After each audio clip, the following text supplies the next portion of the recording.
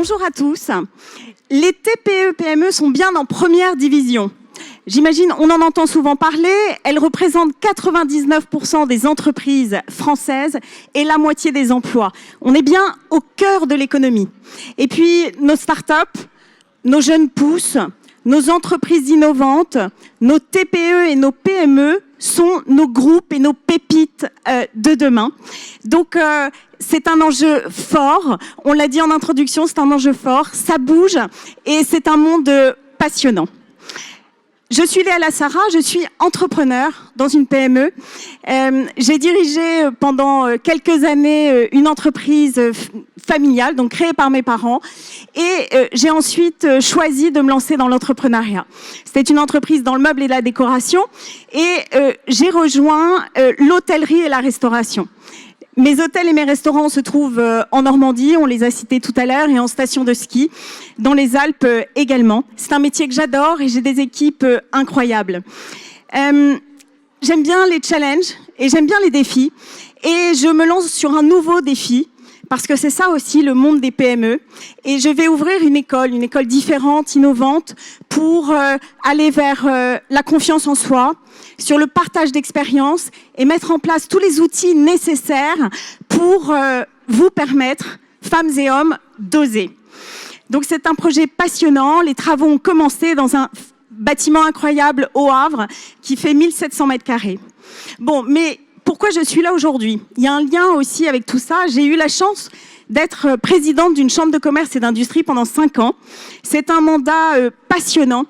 Et j'étais la première femme présidente d'une CCI en Normandie. Et donc, j'ai, au cours des premiers mois, rencontré beaucoup de dirigeants. Et la chance, donc, d'en rencontrer beaucoup. Et puis, je me suis dit, je vois pas beaucoup de femmes dans les rencontres que je peux faire. Et donc, je me suis renseignée. Et j'ai découvert, il y a que 6 ans, le plafond de verre. Et je me suis intéressée aux statistiques. Et j'ai parlé avec des femmes entrepreneurs. Je leur ai demandé pourquoi elles sortaient pas plus, pourquoi on les voyait pas plus dans les réseaux, pourquoi elles se posaient des questions pour entreprendre. Et je me suis dit, il faut que je fasse quelque chose. Donc j'ai créé un réseau, Femmes et Challenge, pas seule, avec 20 autres femmes chefs d'entreprise. Aujourd'hui, il y a 1000 membres dans ce réseau qui est basé en Normandie et qui développe l'entrepreneuriat féminin. On a des vrais résultats et c'est assez magique toutes ces rencontres. Et depuis ce matin, c'est encore des rencontres incroyables. Et je voudrais, et le lien, donc c'est pour ça, et on organise, oui c'est ça, un forum national, et c'est parce que la Tribune a été notre partenaire depuis le début, avec Jean-Christophe Tortora et Sophie Bora, que je remercie vraiment, qui ont été partenaires de ce forum qui se lançait depuis le début. J'ai fait leur connaissance et c'est comme ça qu'on a pu lancer le forum et que je suis là aujourd'hui. Alors, on parle TPE, PME, start-up, et là, on a vraiment 4 intervenantes incroyables. On a beaucoup de chance quand on est animatrice ou animateur, c'est qu'on peut débriefer, ou en tout cas, on peut parler avant et faire connaissance. Elles ont tout un parcours incroyable et beaucoup de choses à nous raconter. Donc, je vous propose que, sans tarder, on passe aux questions que je vais leur poser, qu'on parle bien entreprendre, féminin, masculin, pourquoi, quand, comment. Merci. Alors... j'avais envie de vous demander, pour commencer, de vous présenter d'abord, et puis d'enchaîner directement pour me dire si, nous dire quel est votre état d'esprit aujourd'hui. Est-ce que vous êtes heureuse d'être entrepreneur? Donc une petite présentation de vous, nous dire qui vous êtes, et puis on enchaîne. Ça vous va? Noëlla, tu commences? J'ai essayé d'éviter ton regard, Léa, mais j'y vais. Donc, bonjour à tous et toutes. Et je suis ravie d'être là avec des coéquipières de talent. Et donc, qu'est-ce que l'on fait? Je dis on parce qu'on est 2. Il faut savoir qu'on est 2 cofondatrices femmes avec mon associée Katia qui est quelque part là. Donc, quand je dirais on, vous comprendrez que je ne souffre pas du syndrome d'Alain Delon, mais c'est Katia et moi, comment on a vu le projet. Donc, qu'est-ce que l'on fait chez Fresh Africa? En fait, on construit une chaîne logistique qui est durable, transparente, qui permet d'acheminer des produits ultra frais entre l'Afrique et ici. En fait, en somme, on crée un pont vertueux entre le nord et le sud. Et c'est une chaîne qui est durable parce qu'on travaille avec des petites exploitations qui se trouvent dans des zones enclavées. L'objectif étant d'autonomiser ces producteurs-là. Et on va se servir parce qu'on croit beaucoup en la technologie pour autonomiser finalement des populations. Donc on va se servir de la technologie, c'est-à-dire la blockchain, pour la traçabilité et la transparence. Voilà. En gros, on a coupé toutes les intermédiations et on maîtrise tout, du sourcing jusqu'à la distribution des produits. Voilà. Et c'est des produits qui sont matures et ultra frais. Voilà. Merci Noëlla. Émilie. Alors, merci beaucoup. Je m'appelle Émilie Daversin, je suis cofondatrice de VO2 Group, qui est une société de conseil en transformation digitale. Alors, la transformation digitale, qu'est-ce que c'est pour nous? On accompagne les grands groupes et les marques internationales dans leur transformation grâce aux nouvelles technologies, donc la data, le cloud, l'IA, le développement web et mobile, etc. On a à peu près 6 filiales dédiées à la transformation digitale. Donc, j'ai cofondé cette boîte avec mon mari il y a 10 ans et aujourd'hui, on a une petite dizaine d'associés qui nous ont rejoints. On est 100% indépendant avec un modèle d'impact assez fort et donc nous serons une ETI cette année puisqu'on va passer voilà, le cap des 50 millions cette année. Je suis également mentor, mécène, je suis ambassadrice de la Fédération internationale des droits humains, du centenaire. Il y a, je crois, dans le panel, la directrice de la communication qui sera là tout à l'heure. Donc, j'accompagne des événements pour ce centenaire. J'ai également développé des formats de talk qui s'appellent les French Talk. Donc, j'accompagne des dirigeantes ou des personnes de mon écosystème qui souhaitent parler d'impact. Donc, on fait ces événements là à peu près tous les mois. Et puis, enfin, j'ai rejoint donc Leia Capital, qui est un fonds de business angel woman, et on investit dans des projets, des startups de femmes. Voilà. Merci Émilie. Tracy. Merci Léa, et ravie aussi d'être parmi vous aujourd'hui. Donc moi, je m'appelle Tracy Cohen-Sayag et je suis la directrice du groupe Clinique des Champs-Élysées. J'ai rejoint l'entreprise qui est familiale, qui a été fondée par mon père, qui est médecin il y a environ 12 ans. C'était un projet qui n'était pas du tout prévu. Je n'avais pas prévu de rejoindre ni l'entreprise familiale, ni de travailler dans cette industrie. Et ça s'est fait un peu par hasard. Moi, je viens du milieu de la finance. J'ai fait toutes mes études en finance. J'étais en fusion-acquisition au départ. Et puis, il y a 12 ans, mon père a eu une opportunité et s'est retrouvé à la tête de cette entreprise qu'il a montée, un secteur qui était assez méconnu à l'époque et en difficulté financière. Et il m'a demandé de venir lui donner un coup de main. J'ai saisi cette opportunité. Je suis venue au début pour rester une seule année et retourner ensuite en banque. Et puis finalement, je me suis pris au jeu de l'entrepreneuriat, de la découverte finalement d'un monde qu'on ne maîtrise pas vraiment. Et au bout d'un an, j'ai décidé de m'associer avec lui, puisqu'au bout d'un an, c'était pire financièrement, plus compliqué que prévu. Et il m'a fallu 5 ans vraiment pour restructurer l'entreprise familiale sur le plan à la fois financier, mais aussi en termes d'image, en termes d'équipe, enfin tout un tas de choses. Et puis je suis très très vite devenue passionnée de cette industrie. On parle beaucoup de chirurgie, mais il y a aussi la médecine esthétique.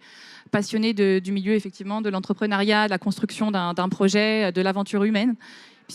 Alors moi j'ai démarré dans une entreprise où il y avait déjà presque 80 salariés et l'enjeu c'était de sauver les emplois des gens qui travaillaient dans la structure depuis presque 15 ans avant mon arrivée. Et donc c'était aussi un des enjeux de bataille de mon père. Et voilà, donc 12 ans après, ça fait maintenant 12 ans que j'ai rejoint cette entreprise. On a eu des difficultés les 5-6 premières années. Et puis ensuite, je me suis remise un petit peu sur ce qui me passionne, le développement du groupe, de la marque et surtout la prise de parole sur un secteur qui aujourd'hui, alors on parle de chirurgie, mais je parle aussi beaucoup de médecine esthétique, un secteur qui est extrêmement méconnu en France, qui est peut-être, on parle beaucoup de mon secteur en ayant en tête des préjugés, puisqu'on voit énormément finalement les excès de cette industrie, alors que c'est une industrie qui est absolument passionnante. Ce qu'on fait avant tout, c'est surtout du bien-être. On accompagne en fait les patients, les patientes qui sont notre quotidien dans leur développement, de l'adolescence, effectivement, quand on a des vrais problèmes de peau, d'acné, et qu'on n'ose pas forcément sortir de chez soi et qu'il n'y a pas forcément de traitement. Aujourd'hui, il y a énormément d'innovation dans le marché, et c'est vrai que ce sont des traitements qui concernent les jeunes et qui les aident à prendre confiance en eux assez tôt. Et puis, au global, quel que soit, je pense, l'âge, le milieu socio-professionnel dans lequel on évolue, on est tous concernés aujourd'hui par l'envie de se sentir bien dans sa peau, pour soi avant tout, pas pour les autres. Et c'est vrai que c'est un vrai plus dans le développement personnel d'avoir une confiance en soi, de se sentir de s'apprécier et de se sentir accompagné dans l'évolution, quel que soit son âge.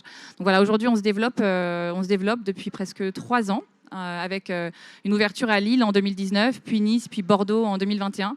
Et on lance aujourd'hui un marathon d'ouverture avec 10 ouvertures prévues sur les 6 prochains mois, en démarrant par Lyon la semaine dernière, et puis pas mal de villes en France. Et voilà, c'est un projet qui est absolument passionnant. Tu as posé la question, justement, est-ce qu'on aime être... enfin, personnellement, en tout cas, moi, c'est au quotidien un plaisir de faire ce métier. J'adore effectivement mon métier, j'adore les gens avec qui je partage mes journées, qui sont... c'est vraiment, quand je parle d'aventure humaine, il y a effectivement les patients qui viennent nous voir, mais il y a aussi les personnes avec qui on partage ce développement, cette croissance. Évidemment, on ne le fait pas tout seul. Et aujourd'hui, on est sur une quinzaine d'ouvertures en France à la fin de l'année. On espère ouvrir en Europe rapidement avec de nombreux talents qui devraient nous rejoindre dans les 6 prochains mois pour continuer à vivre, entre guillemets, ce rêve qu'on vit au quotidien en tant qu'entrepreneur, même s'il y a aussi des moments plus difficiles. Voilà. On en reparlera peut-être. Merci. Lou Emmanuel. Bonjour à tous, je suis ravie d'être là et partager ce moment avec vous aussi aujourd'hui.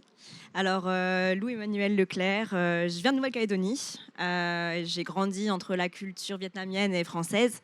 Je suis venue en France il y a quelques années pour faire mes études supérieures, donc une école d'ingénieur, et j'ai poursuivi en fait mes études en faisant du marketing à Sciences Po. Je suis d'ailleurs en train d'écrire mon mémoire en ce moment. Et dans la vie de tous les jours, je jongle entre différentes positions, donc celle d'une étudiante qui finit ses études, celle d'une alternante dans une grosse boîte de tech qui est Intel, et puis celle d'une jeune cofondatrice aussi, donc de Hopper, une entreprise dans l'économie sociale et solidaire qui vise en fait à rendre le sport accessible aux personnes handicapées et plus particulièrement aux personnes amputées des membres inférieurs. Donc on produit des lames de course avec des fibres de carbone revalorisées des A350 d'Airbus, et on co-développe les semelles avec Salomon. Donc c'est une très belle aventure que je vis. J'adore être entrepreneuse avec notamment mes 7 autres associés. Donc on en discutera un peu après, mais c'est quand même un challenge de tous les jours. Et donc on a fait une campagne de crowdfunding le mois dernier qui va nous permettre en fait de lancer la commercialisation dans 3 semaines. Voilà. Okay, merci beaucoup. Alors Noëlla, tu nous as pas dit dans quel état d'esprit tu étais, si tu étais une entrepreneure heureuse. Oui. Tu développes un peu. Je ne pourrais pas le dire différemment.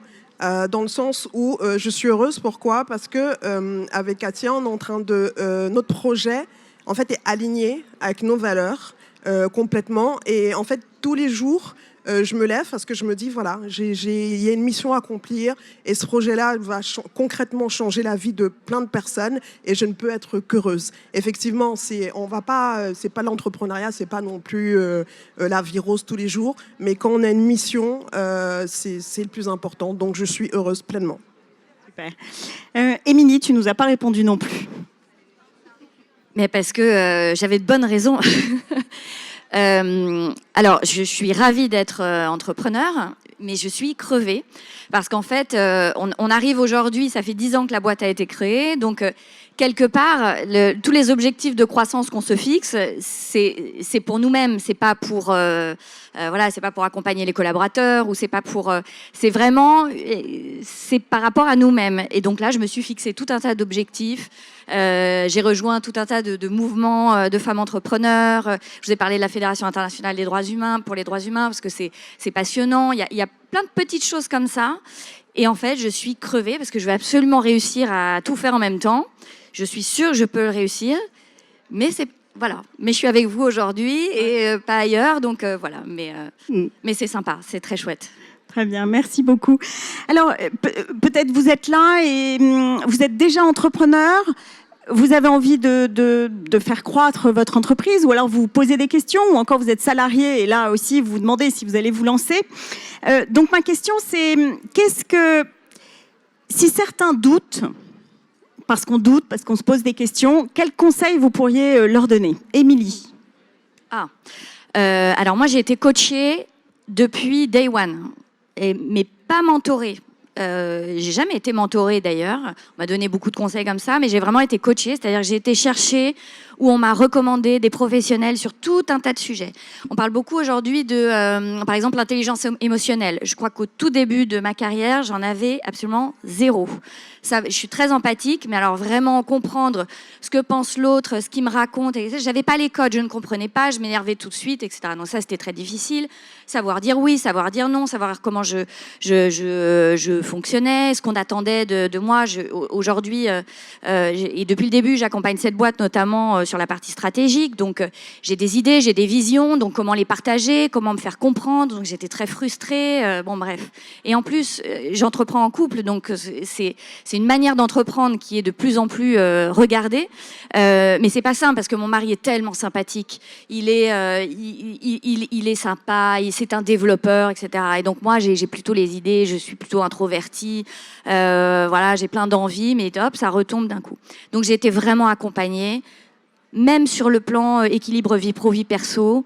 Et je remercie 1000 fois les personnes qui m'ont accompagnée. Et c'est pas forcément une question de budget, parce qu'au début, on a vendu notre appartement concrètement pour lancer cette entreprise. Donc on a fait des choix forts.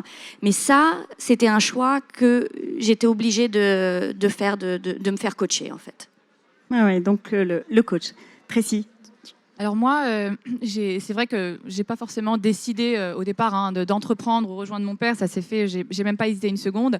Si je dois dire ce qui a été mon driver au départ, parce que j'arrivais un petit peu dans un contexte où sur le papier la mission était assez compliquée, voire impossible, et on avait tendance à me dire, tu te rends bien compte que le dossier, financièrement, la boîte était vraiment au bord du dépôt de bilan, c'était compliqué. Moi, mon coach, mon mentor, ça a été mon père, qui lui était tellement convaincu que le projet était un projet d'avenir, que le secteur était vraiment un secteur qui lui en était passionné depuis une vingtaine d'années.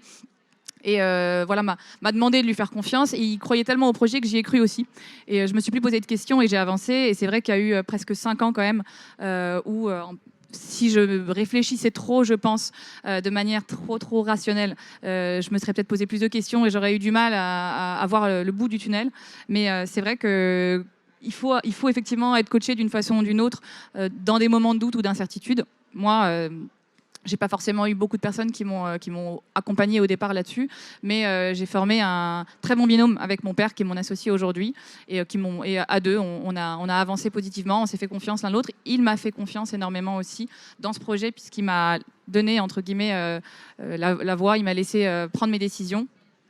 Avec ou pas, sans mes erreurs, mais il m'a laissé faire mon chemin, et puis aujourd'hui, voilà, il est content, je suis contente aussi, puisqu'on a atteint nos objectifs et on les a même dépassés. Mais c'est vrai que je pense que l'entrepreneuriat, quand on a envie, en fait, on parlait, on est salarié, on n'est pas salarié, on a envie d'entreprendre. Je pense que si on a envie d'entreprendre, il faut absolument y aller. Je pense que c'est effectivement une épreuve qui est pas... c'est pas forcément simple pour tout le monde. Il y en a qui seront plus à l'aise avec ça, puisqu'il faut quand même, faut être solide émotionnellement. Il faut croire en soi. Il faut pas avoir trop de doutes. Et puis même si on en a, il faut quand même avancer. C'est pas facile tous les jours. Parce que effectivement, si c'était si simple, plus personne serait salarié, tout le monde monterait son entreprise. Je pense que être salarié aussi dans des entreprises où on est épanoui, c'est aussi génial. C'est vraiment, je pense que c'est vraiment dépendant de chacun. Mais quand on ressent, même si c'est très léger, une envie d'entreprendre, je pense qu'il faut essayer, parce que c'est passionnant, parce que ça vaut le coup, et que même si pour pas mal de monde, l'entrepreneuriat ne va pas jusqu'au bout et on va pas atteindre les objectifs qu'on s'est fixés, le challenge en vaut la peine, et on pourra toujours retourner en entreprise. C'est toujours une expérience qu'on saura revendre et qui pourra, je pense, être bénéfique pour tout le monde. Merci. Oui, je voudrais juste rajouter à ça sur la volonté d'entreprendre. C'est d'entreprendre, c'est bien, mais il ne faut pas entreprendre pour entreprendre. Pour moi, une des choses importantes, c'est vraiment d'avoir un projet qui ait du sens, parce qu'en fait, on va y mettre du sien, on va y mettre des valeurs. C'est quelque chose qui va être partagé, et c'est ça qui va être fondamental en fait dans la construction et dans le développement d'une entreprise. Et donc, pour moi, le point de départ, c'est vraiment trouver un sujet, un produit, un service, une offre qui va répondre à des besoins et qui va en fait avoir vraiment de la pertinence et qui va pouvoir finalement avoir une finalité à la fin. Je suis absolument d'accord avec Louis-Emmanuel. Donc, j'aurais rajouté s'écouter, en fait. Écouter cette petite voix.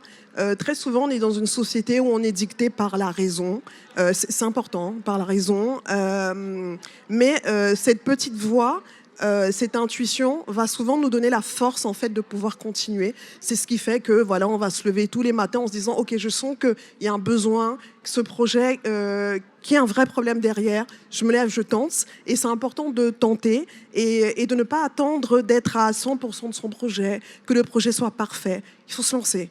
Comme on dit souvent, quand on est fier de son projet, c'est qu'il est un peu trop tard. C'est que on a eu peur, on est resté dans une zone de confort, on ne s'est pas donné les moyens d'essayer. Il faut essayer, qu'importe si on se loupe, parce qu'on est... L'échec, c'est pas grave. On apprend toujours avec l'échec. Il y a pas d'échec. On apprend toujours. Donc voilà, se lancer, écouter cette petite voix et ne pas avoir peur de l'échec non plus, parce que derrière, il y a d'autres choses, il y a d'autres portes qui vont s'ouvrir. Et voilà.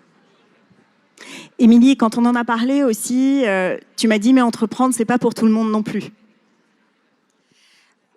Oui, bien sûr, entreprendre, c'est pas pour tout le monde non plus, parce qu'effectivement, faut pas le faire à tout prix. Il y a quand même une espèce de pression sociale aujourd'hui à entreprendre. Je me souviens, j'ai fait une semaine de mentoring auprès de femmes l'année dernière et qui me disaient ah là là, je suis désolée, vraiment. Alors moi, bon, je suis encore en entreprise, j'ai pas encore entrepris, donc je suis désolée. Bon. Là, il y a un problème. Quand on en est là, il y a un problème. Après, si on a une envie, il faut y aller. J'ai juste un bémol par rapport à ce que tu as dit sur le fait qu'il faille se lancer. En soi, je pense que tu as raison sur le fait que le projet n'a pas besoin d'être parfait pour se lancer. Mais moi, je suis quelqu'un de très perfectionniste et je vais vraiment au bout des choses. J'ai pas une haute estime de moi-même, j'ai pas confiance en moi, j'ai un espèce de driver comme ça, mais voilà. Et je pense qu'on est nombreuses à être comme ça. Et donc, il y a une espèce de consensus sur le syndrome de l'imposteur. Voilà, le syndrome de l'imposteur, c'est le signe qu'il faut y aller. En fait, on n'a pas compris si on est prêt, mais il faut oser. Alors moi, je suis pas d'accord et ça m'a plutôt réussi. Je suis hyper vigilante là-dessus. Si je ne sens pas le truc, c'est que le truc ne correspond pas à ce que j'ai envie de faire, à ce que je sais faire, à ce que je peux faire. Et finalement, ça m'a plutôt réussi. En revanche, mon mari, je pense qu'il est comme toi, il faut y aller. Et j'aurais donné ce conseil d'y aller, même s'il n'est pas prêt. Et moi, si je ne suis pas prête, c'est impossible d'y aller. Et souvent, c'est juste un petit accordage. Et en fait, on a l'impression qu'on ose alors qu'on n'est pas prêt. Alors qu'en fait, c'est juste qu'on passe à l'action au moment où il y a un petit truc qui a bougé et qui fait que, hop, le truc est parfait. Donc voilà, il ne faut pas culpabiliser les femmes qui sont très exigeantes avec elles-mêmes et aussi avec les autres, parce qu'en fait, on est tous vraiment très très différents. Et moi, j'aurais adoré être capable d'oser en fait, tout simplement, voilà, me laisser porter par. Mais je garde toujours le contrôle et ça ne me lâche pas. Voilà. Mais c'est bien ça aussi, c'est parce que nous sommes tous différents, donc c'est intéressant d'avoir tous ces points de vue. Tout à fait. Si on continue sur les conseils, parce que c'est ça aussi, Louis-Emmanuel, un conseil, alors j'ai envie de dire aux étudiants, parce qu'on a de plus en plus d'étudiants qui disent on aimerait entreprendre, dans les écoles il y a aussi de l'entrepreneuriat, mais tout le monde ne se lance pas. Est-ce que tu as un conseil? Alors tu l'as dit tout à l'heure, mais s'il y avait un conseil en disant ça y est, on veut se lancer, tu dirais quoi aux futurs entrepreneurs? Je dirais de vraiment pas se mettre de barrières, parce que pour moi, entreprendre, et notamment au tout début, c'est vraiment d'explorer tout le champ des possibles.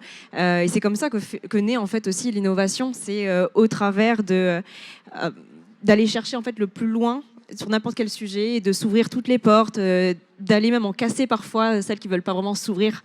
Et en fait, d'apprendre des bas sur lesquels on peut tomber, et puis pour mieux rebondir après. Voilà, c'est oser et n'ayez pas de limites. Très bien. Tracy, alors, est-ce que si tu avais un conseil, parce que forcément vous en avez toutes plein des conseils à donner, j'imagine, ou des retours d'expérience, mais si tu avais un conseil, on reviendra sur d'autres, ce serait lequel? Effectivement, il y a plein de choses à dire. Après, moi, ce qui a été ma force, et donc c'est le conseil que je donnerais, en tout cas, c'est le pilotage par la data. Enfin, nous, on est une entreprise aujourd'hui totalement data-driven. Alors, je rejoins Émilie là-dessus, sur l'importance quand même de préparer. Effectivement, on peut avoir un projet, il peut ne pas être parfait, mais il faut quand même avoir des métriques pour accompagner ce projet. C'est-à-dire savoir là où on veut aller et être capable de mesurer. Et quand je dis mesurer, c'est mesurer en temps réel ce qui se passe au quotidien, se fixer en fait des objectifs chiffrés. Je ne parle pas que des chiffres financiers. C'est des chiffres qui peuvent concerner tout un tas de choses sur la qualité, sur le marché en question, sur ce qu'on cherche en fait à obtenir. Quel est l'objectif finalement de la journée, de la semaine, du mois, des 6 prochains mois, et d'être capable de le maîtriser avec des chiffres, puisque c'est vrai que l'intuition c'est génial, la vision, mais les chiffres en général ne mentent pas et permettent quand même assez régulièrement de se remettre en question et de réajuster en permanence ses actions.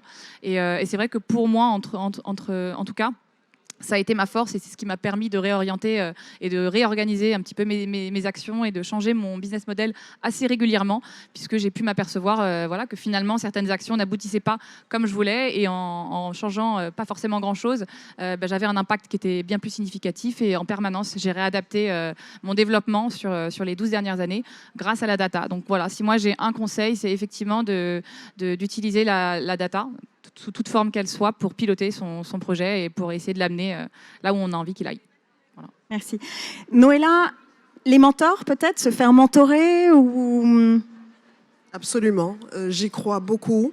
Et on avait eu cette discussion, Léa, où quand on échangeait avec Katia, mon associée, on disait qu'on croit fortement au mentorat et qu'on a besoin finalement de mentors à tout point de vue, que ce soit dans la vie perso, la vie pro. Nous, personnellement, on s'est fait mentorer, on continue à se faire mentorer. On a plusieurs mentors et c'est essentiel parce que le mentor va arriver. En tant qu'entrepreneur, on a très souvent la tête dans le guidon, que ce soit dans la data, l'opérationnel, etc. Et le mentor a cette faculté de nous faire sortir de notre quotidien et de nous faire prendre du recul. Et donc voilà, ça c'est essentiel. C'est essentiel. Merci. Ouais. Il faut trouver des bons mentors, parce que moi, ce que je trouve difficile quand on est mentor, c'est qu'on a tellement envie de donner son expérience, son truc. En fait, c'est une espèce de récréation. Et on est là, on a envie de donner plein de conseils, et je me mets à la place de l'entrepreneur. Moi, je me suis jamais fait mentorer du tout. Peut-être aussi, j'ai pas eu cette ouverture aussi, peut-être à un moment donné. Mais parfois, je me retiens, je me dis mais non, mais t'es en train juste de te faire plaisir, et c'est pas ce dont la personne a vraiment besoin. Mais voilà, c'était juste mon... voilà, c'est pas si simple. Oui, je sais, c'est pour ça que ça m'intéressait d'avoir votre retour à toutes les deux sur le sujet. J'aimerais bien qu'on parle des réseaux sociaux et de la communication, si vous voulez bien, parce que toutes, vous avez quelque chose, je pense, à dire là-dessus. Quelle part vous donnez à ça dans votre vie d'entrepreneur? Qui a envie de se lancer? Tracy. Je peux y aller si vous voulez, si tu veux. Les réseaux sociaux, alors c'est très large comme sujet, puisque les réseaux sociaux, tout ce qui concerne en fait la communication par le digital. C'est vrai qu'aujourd'hui, c'est un petit peu des plateformes qui sont incontournables quand on a envie de pouvoir véhiculer, de prendre la parole, de pouvoir partager un petit peu son quotidien avec ceux qui sont intéressés, puisque chacun fait ce qu'il veut, de suivre ou pas une entreprise, une personne ou un secteur. C'est dans mon cas à moi, puisqu'on parle aussi un peu de cas concrets, c'est ce qui peut être intéressant en l'occurrence, moi je fais partie d'une industrie sur laquelle on a ma plus grande difficulté en fait, quand on arrive dans une entreprise qui est un secteur qui est pas connu, dans un monde où la communication est totalement interdite. Il faut savoir qu'en France, on est le seul pays d'Europe et dans le monde où la communication sur la médecine et la chirurgie esthétique est interdite. Alors on voit beaucoup de choses qui se passent à l'étranger, et qui incite d'ailleurs énormément de gens à aller faire du tourisme médical, entre guillemets, et se faire opérer dans des pays qui viennent communiquer chez nous, puisque eux ont la légalité de le faire. Nous, on est dans un secteur où la communication est totalement interdite par le Conseil de l'Ordre. Ça fait partie des sujets sur lesquels on travaille, puisque ça représente aujourd'hui finalement un danger plus, surtout pour les jeunes, qui n'ont pas accès à l'information et qui ont accès à des personnes qui vont communiquer mais qui n'ont pas le droit de le faire, mais qui n'ont pas de risque de le faire puisque n'ont pas de diplôme à perdre, entre guillemets. Donc nous, c'est vrai qu'il y a 5-6 ans, ça a été un des premiers moyens d'ouvrir un petit peu les portes de cette industrie par les réseaux sociaux, sans faire de la communication payante, puisque finalement, les réseaux sociaux, à travers Instagram et d'autres plateformes, on a l'occasion en fait de pouvoir partager son quotidien et on a l'occasion aussi de donner accès à une sorte de bouche à oreille digitale qui est forcément plus rapide qu'un bouche à oreille classique, puisque quelqu'un qui va fréquenter un établissement, enfin, entre guillemets, quelqu'un qui va venir chez nous, va vouloir faire un acte, va pouvoir le partager sur ces plateformes sans avoir... ils ont le droit de le faire, nous on n'a pas le droit, entre guillemets, de leur interdire en tout cas de le faire. Et c'est vrai que ça a été, il y a 5 ou 6 ans, une première ouverture sur notre industrie et une ouverture des portes un petit peu de ces fameuses coulisses, puisque c'est des sujets qui intéressent énormément, on s'en est aperçu. Si on regarde, on a beaucoup étudié, nous... les volumes d'analyse, tout ce qui se passe en fait sur la toile, le volume de mots-clés localisés dans notre industrie. Et on s'est aperçu que ces 3 dernières années, le nombre de recherches dans notre industrie a été multiplié par presque 5 en 3 ans. Donc il y a vraiment une demande sur le digital de plus en plus importante de personnes qui ont envie d'avoir de l'information. Et on a eu du mal à pouvoir leur en donner. Les réseaux sociaux ont vraiment permis, si vous voulez, de faire connaître les coulisses, de montrer que finalement la médecine et la chirurgie esthétique, c'est pas que ce qu'on voit ou ce qu'on croit voir, et ce ne sont pas forcément les dérives ou les excès. Personnellement, moi, ça fait 12 ans que j'y suis, j'ai pas encore franchi le cap de faire une injection. Je suis pas du tout proactive pour inciter les gens à venir se changer. Au contraire, je trouve qu'il faut rester naturel, et nous, on prône vraiment, et on est très engagé là-dessus, sur la beauté au naturel, l'accompagnement vers un mieux, vers se sentir mieux, mais pas se transformer en fait. Sublimer, rester qui on est, mais juste être capable d'accompagner. Et les réseaux sociaux ont été une vraie vitrine dans notre quotidien pour ouvrir les portes, pour enlever un petit peu tous les clichés qu'on a sur notre secteur. Et c'est un vrai vecteur de communication aussi, puisqu'on est capable en temps réel, alors il y a plein de moyens de le faire, mais d'échanger et de savoir finalement est-ce qu'on est dans le bon, est-ce que ce qu'on fait plaît.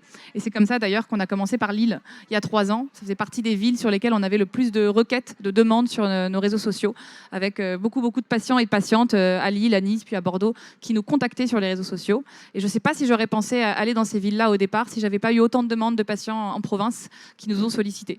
Donc voilà, c'est vraiment une porte d'entrée sur plein d'informations, sur finalement qui sont les personnes qui viennent nous voir, et c'est extrêmement passionnant. Voilà. Merci. Lou-Emmanuel, sur les réseaux sociaux. Oui, alors personnellement, je pense que ça nous a aidé à faire partie et aussi à fédérer une sorte de communauté en fait autour pour nous du handicap. C'est aussi notamment sur Facebook par exemple qu'on a pu faire partie de groupes de parole pour vraiment en fait comprendre les besoins, comprendre les applications, échanger avec les personnes, comprendre leurs difficultés au quotidien et pouvoir en fait mieux répondre à leurs problématiques au travers en fait d'échanges et de partages. C'est là aussi pour nous en fait une belle vitrine pour notre produit. C'est un moment vraiment où on va pouvoir le présenter, même si en fait finalement on va pas le vendre directement aux patients. Nous c'est du B2B2C, mais ça nous permet en fait de faire connaître et aussi de sensibiliser les personnes handicapées à la reprise du sport, parce que notre volonté c'était aussi de démocratiser un petit peu le sport pour les personnes amputées, qui est souvent en fait réservé maintenant, notamment la course, et les prothèses et les lames de course en fait sont souvent réservées aux athlètes ou aux personnes qui font énormément de sport, mais le monsieur tout le monde qui veut reprendre demain le sport, c'est assez difficile. Donc pour nous ça nous a vraiment permis de nous faire connaître et de connaître les gens et de créer cet univers, ce réseau et cette belle communauté. Merci. Est-ce que vous avez envie de rebondir sur le sujet des réseaux sociaux, Noëlla ou Émilie? En fait, Léa, je suis une convaincue. Et parce que avant Fresh Africa, il faut savoir que nous avions une agence de communication créative avec Katia. Donc forcément, on est pro réseaux sociaux. D'ailleurs, on a 2 membres de l'équipe qui sont là, Saïd et Louis. Et donc oui, les réseaux sociaux sont importants pour, comme disait Lou-Emmanuel, c'est un moyen de communiquer, et surtout c'est important pour nous dans le sens où chez Fresh Africa, il n'y a pas que la partie tech ni la partie produit, il y a vraiment une mission qui est de revaloriser tout un continent, de revaloriser des produits qu'on connaît très peu, de revaloriser aussi, de donner le pouvoir à ces producteurs-là. Donc on se sert des réseaux sociaux pour ça, et voilà, donc c'est essentiel. Alors moi, ce que je trouve très intéressant, parce qu'on parlait de notre secteur du digital et de la tech, très sincèrement, il n'y a pas moins aspirationnel que le secteur du digital et de la tech. Si on communiquait sur ce qu'on fait au quotidien, ce que font les consultants, etc., ça n'inspirerait pas grand monde. Les clients, de toute façon, ils ne se décident pas comme ça là-dessus. En revanche, c'est un moyen de communication pour nous avec les équipes, parce que mine de rien, il faut pouvoir fédérer tout le monde autour de choses qui sont sympas et agréables. Et puis aussi, c'est un moyen de communication avec notre écosystème. Donc on parle de tout sauf de notre métier. Et ça a été très compliqué au départ, et avec nos associés, et avec même certains collaborateurs qui disaient oui, il faut faire plus de communication sur ce qu'on fait, nos réalisations. Le problème, c'est que notamment, on travaille avec l'essentiel des grandes maisons de luxe françaises, par exemple, aujourd'hui. On n'a pas le droit de parler de quoi que ce soit. Donc moi, je veux bien raconter n'importe quoi ou passer par la bande, j'en sais rien, mais en fait, ça ne marche pas. Et bizarrement, en tant qu'entrepreneur, j'ai jamais eu autant d'intérêt de la part des gens depuis que je suis devenue investisseur. Parce qu'en fait, c'est le truc du moment. Ah, c'est génial, tu as lancé l'IA Capital, tu as rejoint cet écosystème, c'est super, vous aidez les startups. Donc je prends, c'est génial. L'entrepreneur du digital, tout le monde s'en fichait, mais l'investisseur, ça marche. Bon ben voilà, mais c'est parce qu'en fait, on est tous on a besoin de liens, absolument. Donc on s'accroche à des choses qui sont plus émotionnelles. Voilà. Merci. On a vraiment différentes formes de TPE, PME, start-up. Vous représentez bien le monde économique là. Est-ce que, pour celles qui sont en mode « je démarre », donc je pense à Noëlla et Louis-Emmanuel, est-ce que vous avez de l'ambition? J'imagine que vous n'allez pas me dire non, mais sans forcément nous dire quelle ambition, mais en tout cas, est-ce que vous avez envie, parce que c'est nouveau, est-ce que vous avez envie d'avoir 400 salariés, de un jour faire rentrer, je sais pas, un fonds ou avoir des investisseurs, tout ça. Est-ce que c'est dans vos projets? Louis-Emmanuel, rapidement, parce qu'il ne nous reste pas beaucoup de temps. Oui. Alors, la vision long terme est très difficile encore à avoir aujourd'hui. Je pense que la volonté qu'on veut tous partager, ou en tout cas nous 8 associés, c'est vraiment garder ce côté-là humain, c'est ce côté-là de valeur et de partage qui est fondamental. Qu'on grossisse et qu'on devienne gigantesque et qu'on avoir. Mais tout ce qu'on veut vraiment garder, c'est vraiment ce côté-là, humain, partage et valeur. D'accord, pas forcément une licorne. À voir, on verra bien. Noëlla, une licorne? Absolument. Donc nous, oui, on l'assume. Notre ambition, c'est de devenir une licorne, mais une licorne à impact, par contre. Et voilà, la première licorne à impact qui fait le lien entre l'Afrique et ici. Et voilà, l'ambition est de grossir. Mais en fait, on n'a pas peur de grossir parce que ce qui sera important, c'est la manière dont on va grossir. J'imagine que la question d'après, c'est sur l'argent. Est-ce que j'en parle ou... Tu peux enchaîner voilà. Si tu veux. Ok, très bien, j'anticipe. Tu nous avais posé la question quand on s'est rencontrés de notre rapport avec l'argent. Et on n'a aucun problème avec l'argent, on l'assume parce que c'est ce qu'on fait. L'argent, pour nous, c'est un moyen. C'est un moyen de faire les choses, de changer les choses. Donc, il n'y a aucun problème. On va être une licorne, c'est notre ambition. Une licorne à impact. Et voilà. Est-ce que, alors j'ai une question plus particulière pour Tracy et Émilie, est-ce que vous avez conscience de devoir, vous le faites aujourd'hui et c'est formidable, mais justement de parler, est-ce que vous avez conscience de pouvoir en inspirer d'autres femmes et hommes sur l'entrepreneuriat et que c'est important de le faire? Alors, c'est vrai que moi je dis souvent que je me suis jamais vraiment considérée comme un entrepreneur femme. Je me suis toujours considérée comme un entrepreneur tout court. Je pense que c'est important. Après, il y a des avantages dans tout. Enfin voilà, on trouve sa place ou on la trouve pas. Moi, c'est vrai que c'est quelque chose qui m'épanouit au quotidien. Ce que j'aime, c'est justement que chaque journée va être différente, que le champ des possibles il est très large quand on est entrepreneur. On décide de continuer à avancer, on décide de continuer à construire.